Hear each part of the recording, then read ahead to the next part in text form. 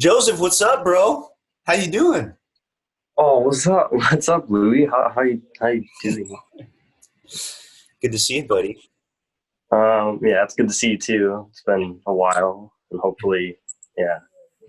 So tell me, right now, obviously, everything you've been kind of confined to your house. Have you done anything super fun within the past week or two? Gone on any COVID-19 trips or anything like that? I mean, we did go to Oregon, but we went there just so that way for like kind of for Easter because my nephew's there, my brother, my stepsister, like they're all there, and Hmm. so we kind of like went to visit them. We didn't go anywhere. We just stayed in the house just to make sure, and it was pretty neat because like my nephew Daniel, he's like 4, Uh-huh. and he's still like young, and he's like it's kind of neat because he calls me like Uncle Joe and like all that stuff or JoJo, and Uh-huh. it's pretty like fun. He's pretty funny too. And then my other nephew Sammy, he's kind of like me. He has an obsession with making like film, like he likes films and like videos and stuff. And Yeah. every time I go there, he likes to try to make like a video with me, and it's pretty cool to do. Okay. And how old is he? He's gonna be 10 this year. Like in a few months, he'll be 10. Okay, sweet. And so what do those videos typically consist of? Well, like, I mean, it kind of depends. Like this year, he wants to do like a time travel one. He wants to try to do like some kind of time travel. Last year, he tried to do like it's like this Ghost of October. It was kind of like this like it was kind of like making fun of like horror movies. It wasn't really like it wasn't scary. It was kind of just like it was kind of like making fun of, or it was kind of like supposed to be kind of like funny in Okay. a way. Yeah.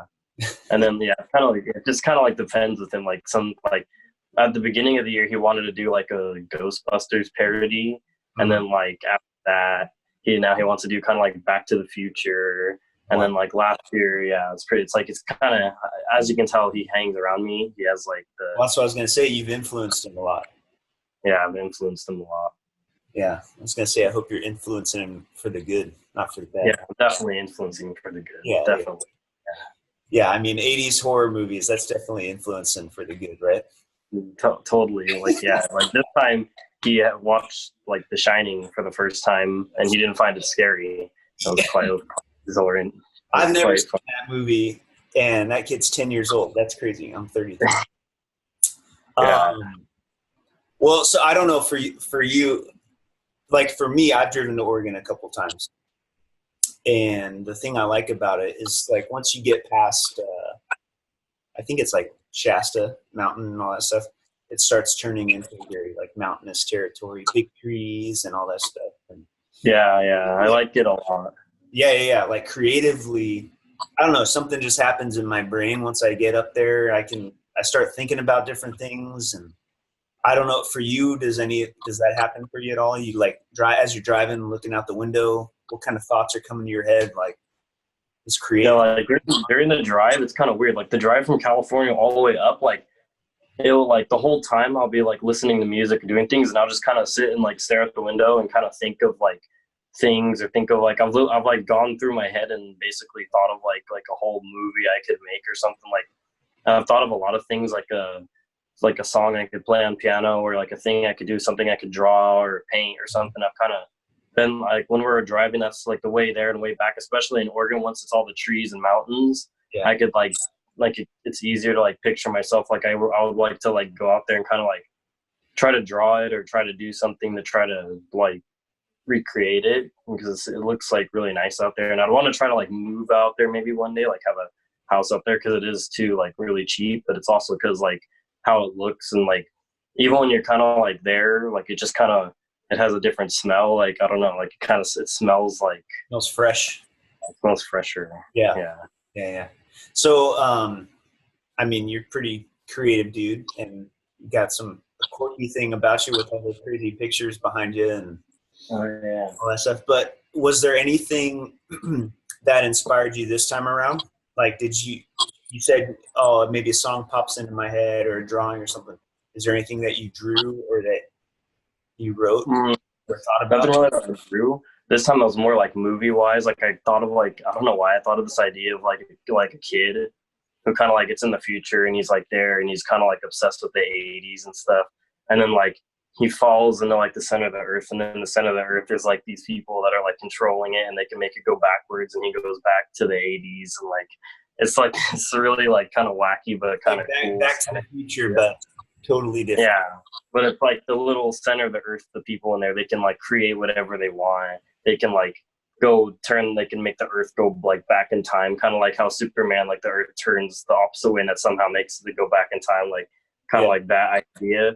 And he like decides to go to the 80s. He makes a bunch of friends, but then there's some malfunction and it created like an evil, I don't know, like thing that's trying to kind of like destroy it all, and they have to like go, and he creates like all these different, like, I don't know if you've seen Ready Player One, but like all the like different, like he kind of does that, but he like uses that device that can create whatever he wants to create a bunch of basically stuff from 80s, 90s, so like all the movies and things from all the like past, and they come and like it'll be kind of like something like that. When did you realize that about yourself, that you were super into the arts and things like film and creating movies and music and scores and all that stuff? Well, the first thing, like my parents said, ever since I was born, like since I was 5, I always liked the piano for some reason. Like I had this little toy piano that I always play. Like I guess I've always, like, music has just always been kind of there. And then like, I don't know, I can't remember if I think it was the art. Yeah, I think it was like drawing and stuff. I kind of like drawing a lot and all that. And then like once I think I got into like middle school, that's when I started getting into like film and watching movies and kind of getting more like interested in them, because when I was younger, like the movies were kind of boring to me. Like I kind of like, I don't know why I like Star Wars, even though it was a super long movie, but it was because for some reason like it just kind of like something about like the older movies, for some reason I had like more of like, I kind of was more interested. I mean, I like nowadays movies too, like there's some that I really like, but it was just for some reason like older ones. And then once I got into middle school and high school, that's when more like more of those like 80s like kind of teen films, or more I got like, I like those, or like different other kind of like high school type movies and stuff. That's awesome. Yeah. I definitely was not that cool in middle school. I was watching like Disney Channel original movies, not cool movies. So, you know, it makes you 10 times cooler than I will ever be. One thing that, you know, before we even started all this was, and I've known this about you for a while, is piano playing and all that stuff. Yeah. I don't know if it's like this for you, but it is for me. Like playing music and writing and so it's kind of actually therapeutic for me. Yeah, I'm not like a super emotional guy, but I think like where my head goes when I'm making music, it's just, it kind of eases like any stress that's going on or whatever. So does it work like that for you as well, or how would you play music and what it does for me? Yeah, like I like when I'm real bored, I just kind of come over and I'll just start kind of playing music. Like I'll learn a song or I'll do something, and it kind of like, it keeps my mind kind of like, it keeps me from thinking about like being bored and all that. It keeps me like occupied.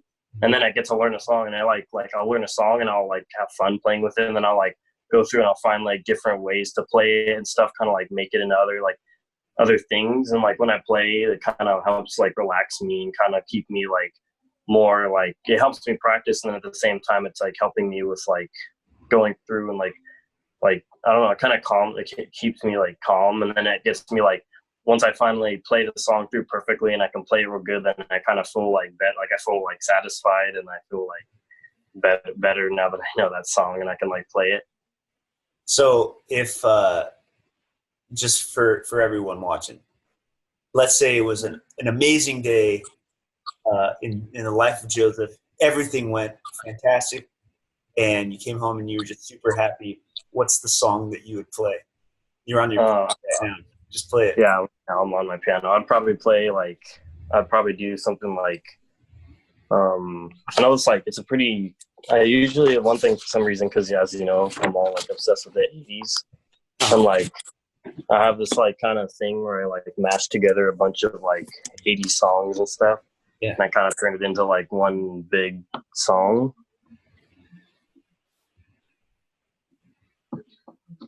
Is your keyboard loading up? Oh, there we go. Yeah. Yeah, it's getting there. I just got to get it all set up.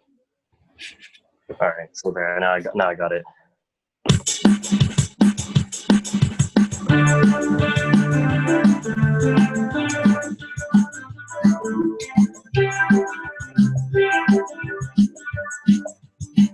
That's right.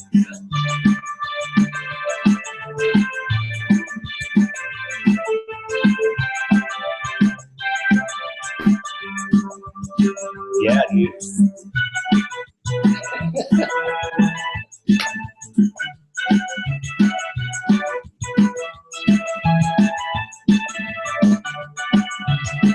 Yeah, I like mashing those two songs together. It's fun to do that. So that's like, yeah, great day at school, and then this is the song. These are the songs that are playing in your brain. Like you came home and played those songs. Yeah, I would go and I would probably play those songs. I would probably mash a whole bunch more, but if I did, it would like I'll kind of do that. I'll sit down and I'll mash a bunch of like different songs together into like this big, but then ends up being super long. And then after a while, I'll kind of like start forgetting it, and then I kind of towards the end, I'll kind of dwindle and kind of turn into just a bunch of like I'll just kind of after a while I'll realize I kind of need to stop playing or I'll like get tired. Yeah. So that's so fun, dude. What I want to do, since we're just gonna wrap this up, but and this is kind of putting you on the spot, but I just think this would be a cool way to end it. Like we would literally just stop talking and you would play piano. But if you could think of one song that you know well enough on piano, or maybe it's something that you've written, and or it's a composer, what is something that when you think of peace, like just whether it's tranquility or peace, is there a song Yeah. that comes to mind that you know how to play well? Yeah, well, I mean, it's a song I'm like, it's like, it actually does keep me pretty calm. I'm still like, I'm learning it actually today because on the ride to Oregon, it kind of like kept me like in like a real calm, like mood, like kept me from being like antsy or wanting to like go do other things. Uh-huh. The song, it's from a video game called Red Dead Redemption, but for some reason the song like Wait, say that keeps again. me. It's from a video game. It's like Red Dead Redemption. It's kind of like it's set in the Western times and stuff, and it's about like kind of a cowboy. He's like an outlaw, but then like in your video game, you're supposed to kind of like have him have a redemption. Like you're supposed to have him turn him into like a good person. Uh-huh. And like on one of the songs that plays while he's like going like while he's like riding, it kind of like plays a song, and it's real like kind of feels calming to me. Okay. Like yeah, So this is how we're gonna end it then. So check this out. Before you even play it. I'm just gonna let you're just gonna play us out, dude. So you just play that all song. right. And what I'm hoping is it'll be this like thematic, just like slow fade at the end. We'll see what happens. But it was great talking to you, dude. And I'm just Yeah. gonna sit here and I'm just gonna watch you play piano. This song that All right. Red Dead Redemption. Go for it, dude. Yeah.